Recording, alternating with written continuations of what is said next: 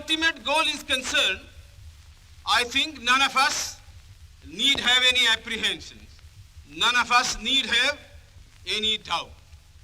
But my fear, which I must express clearly, is this. Our difficulty, as I said, is not about the ultimate future. Our difficulty is how to make the heterogeneous mass that we have today take a decision in common and march in a cooperative way on that road which is bound to lead us to unity. Our difficulty is not with regard to the ultimate. Our difficulty is with regard to the beginning. Mr. Chairman, therefore, I should have thought that in order to make a start, in order to induce every party, every section in this country, it would be the act of greatest statesmanship for the majority party even to make a concession to the prejudices of people who are not prepared to march together. And it is for that I propose to make this appeal. Let us leave aside slogans. Let us leave aside words which frighten people. Let us even make concession to the prejudices of our opponents. Bring them in so that they may willingly join with us on marching upon that road, which, as I said, if we walk long enough, must necessarily lead us to unity. And if I, therefore, from this place, support Dr. Jaikar's amendment, it is because I want all of us to realize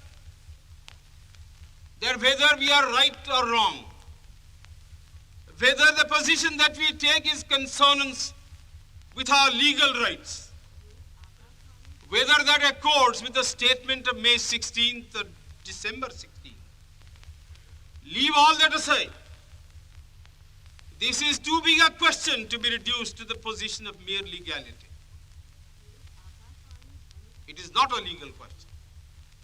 I say leave aside all these considerations and make some attempt whereby those who are not prepared to come will come.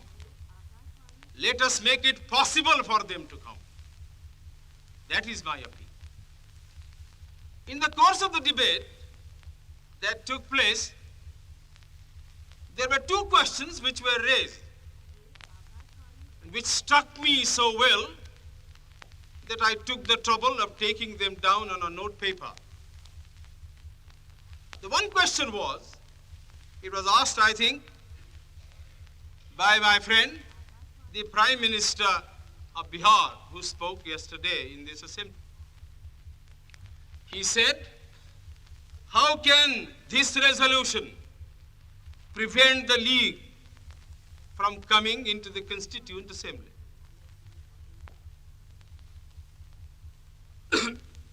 Today, my friend Dr. Shyam Prasad Mukherjee asked another question. Is this resolution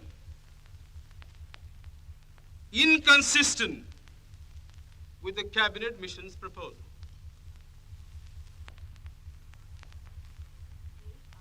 Now, sir, I think they were very important questions. And they, I think, ought to be answered. And answered categorically. I do maintain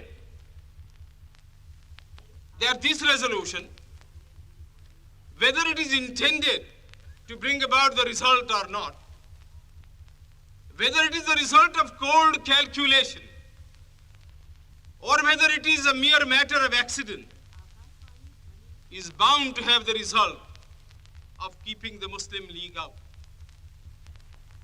And I'll substantiate what I said. Sir, I invite your attention to paragraph 3 in the resolution, which I think is very significant and very important. Paragraph 3 envisages the future constitution of India. I do not know what is the intention of the mover of the resolution, but I take it that it is a sort of, after this resolution is passed, it will act as a sort of a directive to the Constituent Assembly to frame the Constitution in terms of paragraph 3 of the resolution. What does paragraph 3 speak of? Paragraph 3 says that in this country there shall be two different sets of polity.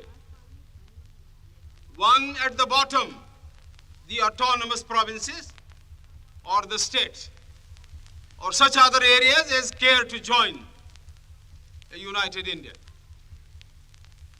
These autonomous units will have full powers.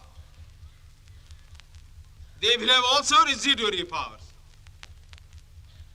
At the top and over the provincial units, there will be a union government having certain subjects for legislation, for execution, and for administration. Sir, as I read this part of the resolution, I do not find any reference to the idea of grouping an intermediary structure between the union on the one hand and the provinces on the other. Now, reading this paragraph in the light of the cabinet mission's statement, or reading it even in the light of the resolution passed by the Congress at its Wardha session, I must confess that I am a great deal surprised at the absence of any reference to the idea of the grouping of the provinces.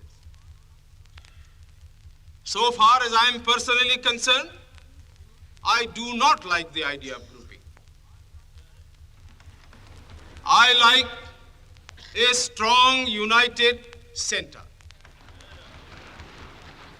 much stronger than the center we had created under the Government of India Act of 1935. But sir, these opinions, these wishes have no bearing on the situation at all. We have traveled a long road. The Congress party, for the reasons best known to itself, consented, if I may use the expression, to the dismantling of a strong center which had grown into this country as a result of 150 years of administration, and which I must say was to me a matter of great admiration and respect. But having given up that position, having said that we do not want a strong center, and having accepted that there must be or should be an intermediate polity, a sub-federation between the union government and the provinces, I like to know why there is no reference in paragraph 3 to the idea of grouping. I quite understand that the Congress party, the Muslim League, and His Majesty's government is not ad idem on the interpretation of that particular idea about grouping. But I always thought, and I will be prepared to stand corrected if it's shown that I am wrong, that at least it was agreed by the Congress party that if the provinces who are to be within the different groups consent to form a union or a sub-federation, the Congress would have no objection to that proposal. I believe I am correct in interpreting the mind of the Congress party. So the question that I ask is this: why did not the mover of this resolution make reference to the idea of having a union of the provinces or a group of provinces on the terms on which he and his party was prepared to accept? Why is the idea of union completely effaced from this resolution? I find no answer.